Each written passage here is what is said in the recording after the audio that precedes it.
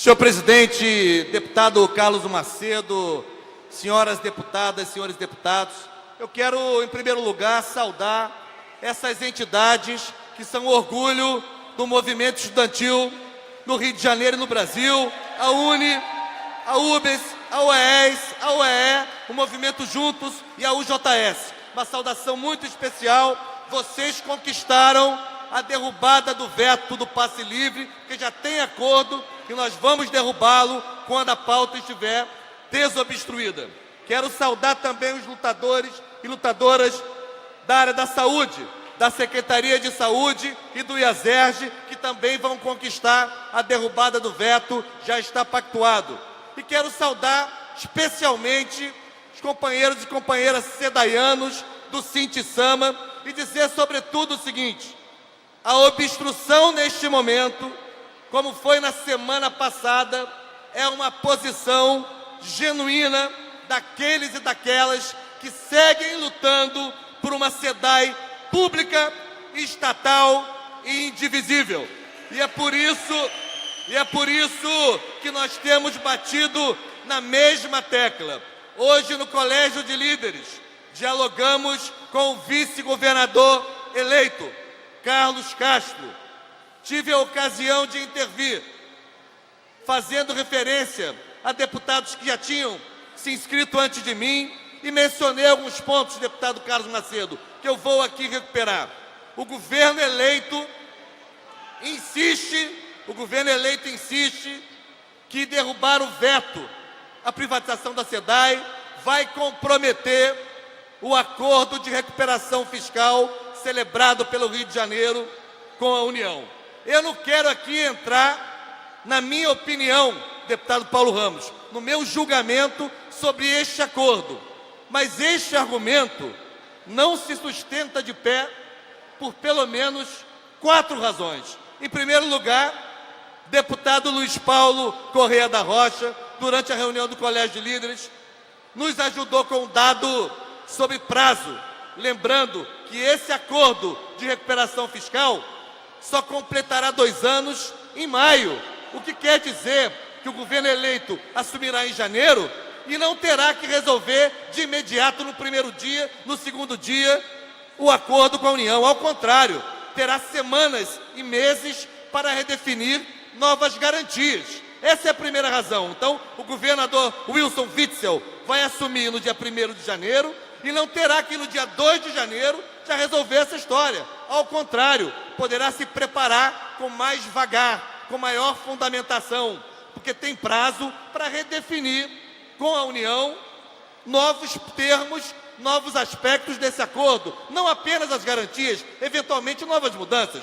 Segundo aspecto importante, são 2 governos novos que se instalam, um governo estadual e o governo federal. Os 2 vão, inclusive, se debruçar sobre esse acordo na condição de governo. Então é um momento novo na cena política do Estado e do Brasil. Terceiro elemento que é muito importante: o Parlamento Estadual,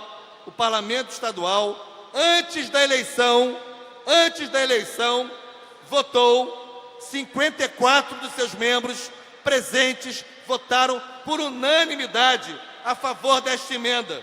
Como é que pode agora, deputado Mink, depois da eleição, haver mudança de posição?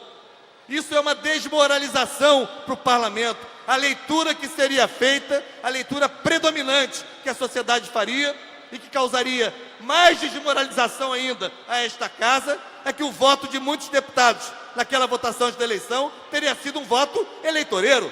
Essa seria a leitura predominante. E o governo eleito precisa compreender: o parlamento não pode se impor esta autodesmoralização. Não é razoável, não é positivo nem para o governo. Para nenhum governo, eu disse lá dentro, é positivo lidar com o parlamento já apequenado, já fragilizado, já acantonado. Por isso é muito importante entender: não causará nenhum dano irreversível. Não há irresponsáveis aqui. Nós estamos defendendo uma tese. E mais, eu esqueci de falar, a própria decisão do Supremo Tribunal Federal sobre a SEDAI, que garante que a SEDAI tem recebíveis na casa superior a 4 bilhões de reais, isto mesmo pode ser a tal garantia a se substituir a atual garantia, que são as ações da SEDAI. Portanto, tem um rosário de argumentos, dá para conversar, dá para dialogar, e enquanto isso, o governo atual, que já acabou pateticamente, que está agonizando, não tem mais base de sustentação, e o governo eleito, que ainda não tem base de sustentação, estão com esta posição de não negociar, criando um impasse em torno de matérias muito importantes. Tem a lei orçamentária anual para ser votada, tem a prorrogação do Fundo Estadual de Combate à Pobreza, tem a eventual prorrogação do estado de calamidade nas contas públicas, além de vários vetos importantes para vários setores da sociedade fluminense. Por isso, quero aqui reafirmar a nossa posição de obstrução em sintonia com a nossa tese original de defender a SEDAI. Não é de interesse público que a água e o saneamento, que são indispensáveis à vida e à saúde da população, sejam tratados na lógica da mercantilização da mercadoria. Obstruir aqui é defender o interesse público, deputado Carlos Bink. Deputado Waldeck, serei breve. Concordo com a sua exposição brilhante, retrata a verdade. Só queria agregar, informar para os que ainda estão aqui, o seguinte: o governo fez uma grande ofensiva, ligou para vários e vários deputados, estou falando do governo futuro, obviamente, e conseguiu 22 votos. Foi um teste para eles, muito longe dos 36. Então é óbvio que ele vai ter que negociar. E a única negociação possível é não expor o parlamento à vergonha de voltar atrás depois da eleição. Então, eu imagino que, em vista da ofensiva, em vista do resultado débil, parco, insuficiente, de 22 votos, portanto, faltam 14, eu antevejo que semana que vem haverá um acordo, e esse acordo supõe a derrubada do veto da SEDAI para que possamos votar coisas fundamentais para o povo, para o parlamento, sobretudo para o próximo governo. Era esse complemento que eu queria dar ao brilhante discurso com o qual concordo completamente de Vossa Excelência. Muito obrigado pela parte qualificada, deputado Carlos Bink. É isso, deputado Carlos Macedo, presidente neste momento da sessão.